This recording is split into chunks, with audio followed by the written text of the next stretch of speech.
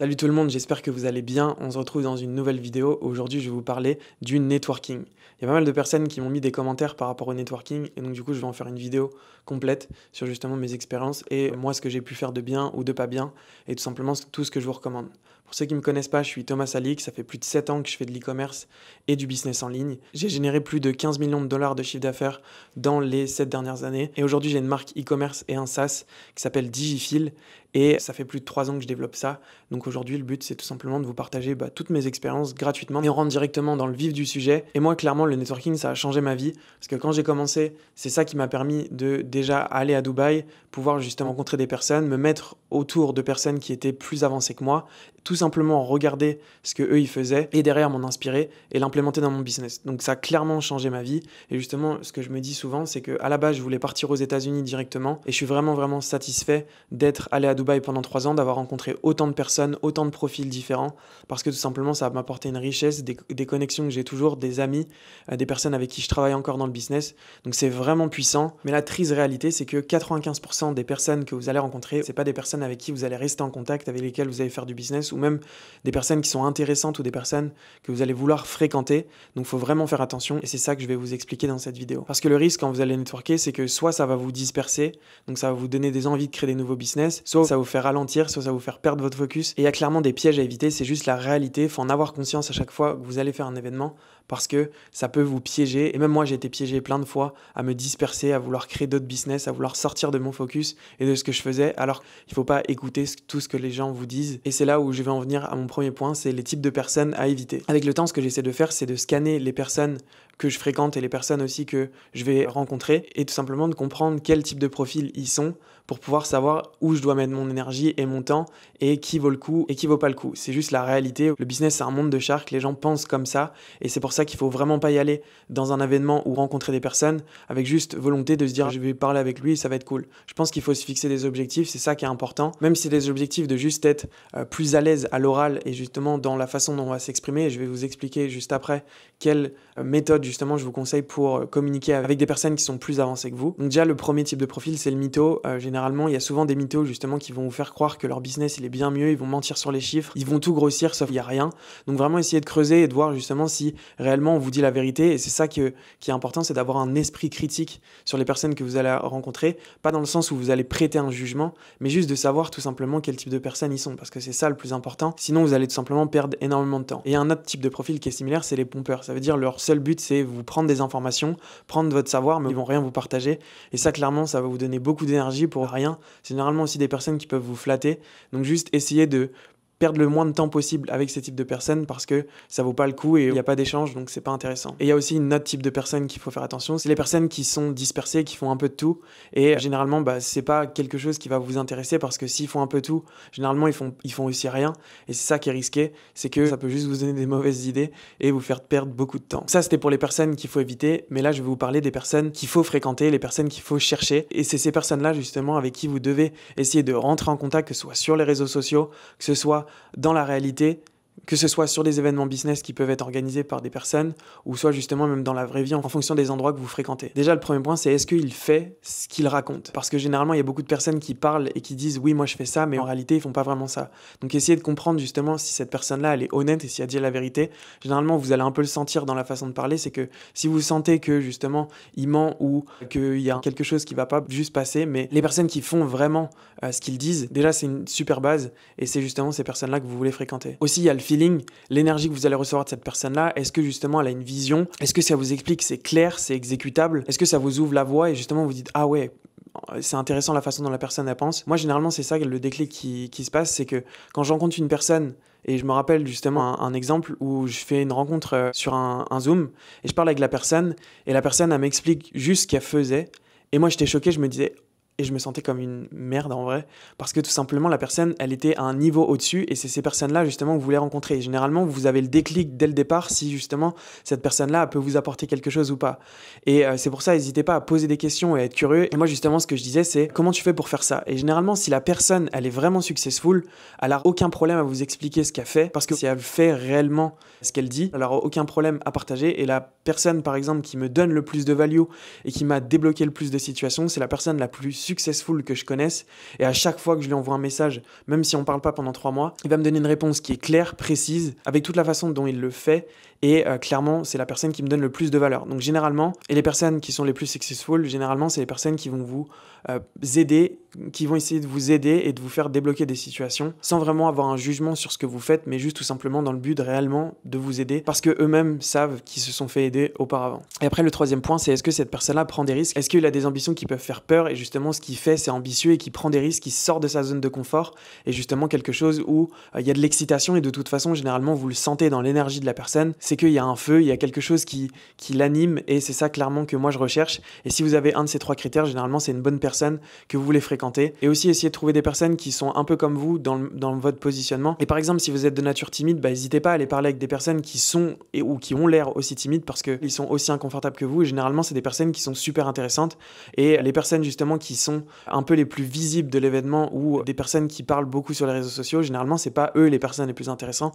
En soi, c'est des choses qui ont déjà été dites et redites, mais c'est vraiment la vérité. Et c'est pour ça, chercher des personnes qui sont discrètes, qui n'ont pas besoin de parler ou qui n'ont pas besoin de se mettre en avant parce que généralement, quand on veut se mettre en avant, c'est juste qu'on a un sentiment et une volonté de prouver, mais c'est pas vraiment super intéressant parce que c'est juste des prouveurs et c'est pas là où vous allez avoir de la value. Ensuite, un autre point qui va être intéressant, c'est comment vous vous présentez. Et moi, j'ai déjà fait plein de tests de ça, de aller à un événement et justement d'essayer juste une façon d'aller à un événement et essayer une nouvelle façon de me présenter.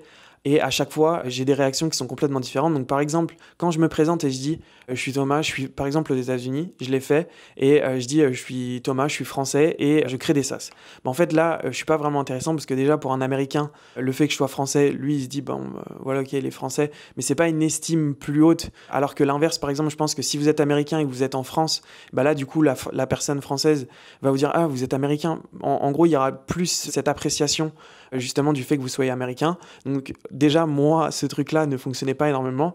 Et ensuite, il y a aussi le type de business que vous allez présenter. Par exemple, souvent, j'ai parlé, je développe des SaaS. Et en fait, les SaaS, ça paraît tellement, ok, logiciel, développement, ça paraît flou. Et donc, du coup, généralement, les personnes coupent la conversation parce qu'ils disent, ok, il a peut-être rien à m'apporter, à part si la personne, forcément, elle est dans les SaaS. Et je voyais que c'était un blocage dans la conversation.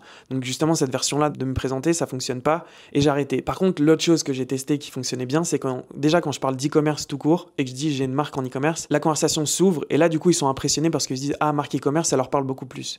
Et je vous parle justement avec des personnes qui sont vraiment élevées dans le business et des personnes qui sont multimillionnaires, mais vraiment ça a un impact énorme. Et l'e-commerce par exemple, dans leurs yeux, ça avait beaucoup plus de valeur. Et le fait que justement que je dise que j'ai fait 10 millions d'euros de chiffre d'affaires avec ma marque en e-commerce, et ça clairement c'était waouh, comment t'as fait, c'est quoi ta marque, quel produit tu vends. Il y a vraiment une conversation qui s'ouvre et justement c'est la méthode que j'utilise, c'est que désormais je me présente de cette façon-là parce que ça ouvre des relations, ça crée de la connexion. Et c'est pour ça que la façon dont vous allez vous présenter, ça a vraiment un impact. Et même j'ai donné un exemple d'une personne qui allait au 8 Lab à l'événement et il me disait ouais, qu'est-ce que tu me recommandes pour faire des connexions?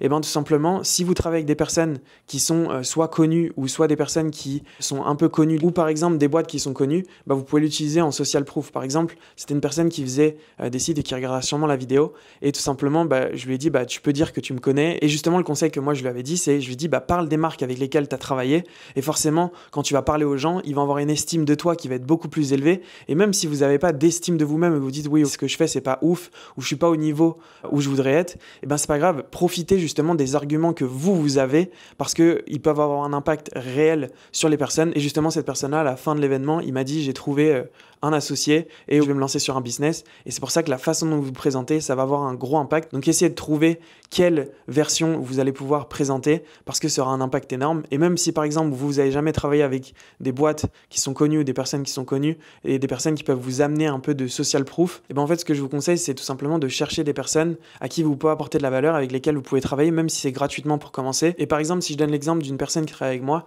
tout simplement ce qu'il a fait c'est qu'au départ on a travaillé ensemble gratuitement et lui il m'a dit je te propose mes services et moi j'avais pas forcément besoin de ces services là et j'avais pas forcément besoin de ces services là. Il m'a dit laisse-moi tester et je te montre ma valeur. Et on a commencé à travailler ensemble, il travaille super bien et donc du coup on a continué. Et tout simplement vous êtes à a une seule relation ou une seule personne qui peut vous ouvrir tellement de portes. Et donc cherchez ces personnes-là qui peuvent vous ouvrir des portes. C'est ça qui va vous permettre de vous débloquer. Et il faut juste pas être timide, il faut juste aller au culot clairement. Parce que si vous osez pas, il se passera rien. Alors que justement, forcer les portes, généralement ça paye tout le temps. Et toutes les personnes que je connais qui l'ont fait, ça a clairement cartonné à chaque fois. Et ce type d'exemple, je peux vous le présenter des milliers de fois. Et ce type d'exemple, je l'ai vu des centaines de fois. Donc clairement ça marche. Donc utilisez cette stratégie-là parce qu'elle fonctionne réellement. Et aussi sur la façon de vous présenter, dernier point, il faut vraiment pas se dire qu'il faut présenter toute votre histoire de A à Z, ce que vous avez fait. Le but c'est justement de donner un bon signal et que cette personne-là elle se dise ok, ça vaut le coup justement de mettre de l'énergie dans cette conversation-là parce que justement cette personne-là vaut le coup ou justement cette personne-là va pouvoir m'apporter de la valeur. Et oubliez pas que c'est un monde de shark et que les gens ils pensent juste en coup d'opportunité. Et donc du coup si vous n'êtes pas intéressant ou si vous n'êtes pas convaincant en 30 secondes, forcément cette personne-là va directement passer à autre chose et ce sera déjà trop tard. Et moi le plus gros levier qui m'a servi dans le business et qui a fait toute la différence de loin, et c'est tout simplement de faire des choses. Si vous faites rien, si vous essayez pas des choses, si vous essayez rien, si vous n'avez pas de business qui tourne, si vous n'avez pas justement de choses à montrer, tout simplement, il se passera rien. Et moi, justement, la chose que j'ai remarqué dans mes 7 ans de business, c'est qu'à chaque fois que j'avais un business, justement, qui était un peu visible, que je pouvais présenter, les personnes viennent directement à vous, sont attirées par vous. Donc, si vous faites du bon taf,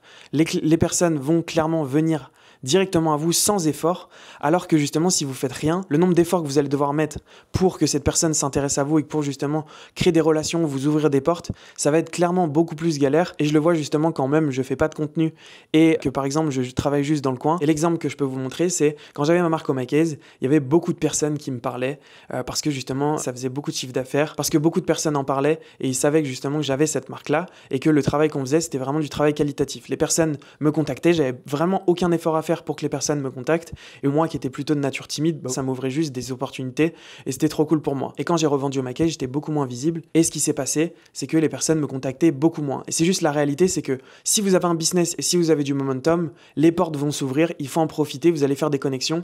Et aujourd'hui justement, il y a des connexions que j'ai fait grâce à Omakase il y a longtemps qui me servent encore aujourd'hui. Donc faites des choses, ayez un business, apportez de la valeur, aidez les gens et c'est clairement ça qui va vous aider à ouvrir des portes. Et si vous faites rien, il se passera rien. Donc juste passez à l'action et faites des choses. Et pour finir, le dernier point le plus important, c'est où faire du networking et comment trouver du networking. Et tout simplement, essayez de trouver des événements avec des personnes qui sont au niveau d'au-dessus, donc tout simplement de fréquenter des personnes qui vont être à un niveau d'après et des personnes qui font plus de chiffre d'affaires que vous. Aussi, même sur les réseaux, envoyer des messages, essayer justement de connecter avec des personnes. Et moi, quand je réfléchis sur les 7 ans d'entrepreneuriat que j'ai fait, les choses qui m'ont apporté et qui m'ont fait level up le plus, c'est quand on allait à des endroits. Donc par exemple à Dubaï, on faisait des appartements avec d'autres personnes, d'autres entrepreneurs et donc du coup ça vous crée une énergie, ça vous crée des nouvelles possibilités, vous avez l'impression justement d'évoluer tous les jours, il y a une stimulation qui se crée et donc essayez justement de trouver des personnes qui sont soit comme vous, soit au niveau dessus, essayez justement de bouger avec eux, de même louer des Airbnb en France, c'est des choses qui se font et tout simplement d'aller rencontrer et de passer du temps avec des personnes qui sont meilleures que vous. Par exemple, si vous allez dans un événement et que vous parlez avec une personne qui est plus élevée que vous et vous voyez justement que ce qu'elle fait au quotidien, c'est différent de ce que vous allez faire, c'est différent de ce que vous faites, et tout simplement ce que vous allez faire, c'est implémenter ce que cette personne-là fait pour atteindre son niveau. Moi, c'est la façon dont je l'ai fait à chaque fois, ça fonctionne. Et justement, par exemple, dans tous les aspects de la vie, c'est ça qui fonctionne, c'est que vous trouvez la personne qui est plus avancée que vous sur une certaine chose et vous faites pareil. Par exemple, si vous voulez devenir meilleur dans le sport, vous pouvez reprendre des habitudes des athlètes parce que c'est eux qui sont les meilleurs dans le sport. Et tout simplement, si vous implémentez un peu de ce qu'ils font, forcément, vous allez évoluer, vous allez devenir meilleur. C'est pareil dans le business. Donc, cherchez à fréquenter et à vous mettre dans des situations avec des personnes comme ça. Et c'est pour ça, il faut sortir de sa zone de confort, il faut un peu forcer les choses. Et même pour passer pour un forceur, c'est pas grave. Qu'est-ce que vous en avez à faire si vous vous tapez la honte une fois, clairement? Il n'y a aucun impact, ça ne changera pas votre vie.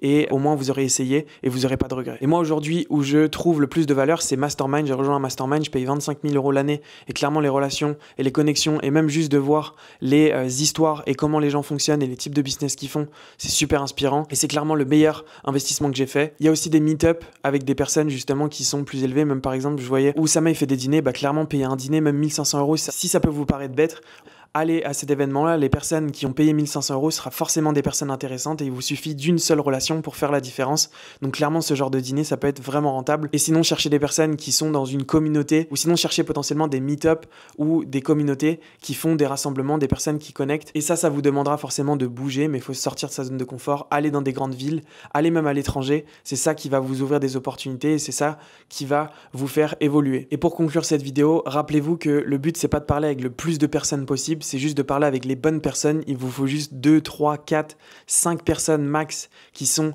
au niveau d'au-dessus. Et donc, essayez de chercher justement ces bonnes personnes, ça qui fera la différence. En tout cas, j'espère que cette vidéo vous a aidé. Si vous avez des questions, n'hésitez pas à les poser dans les commentaires. Et on se retrouve pour la prochaine vidéo. C'était Thomas. Merci, ciao, ciao.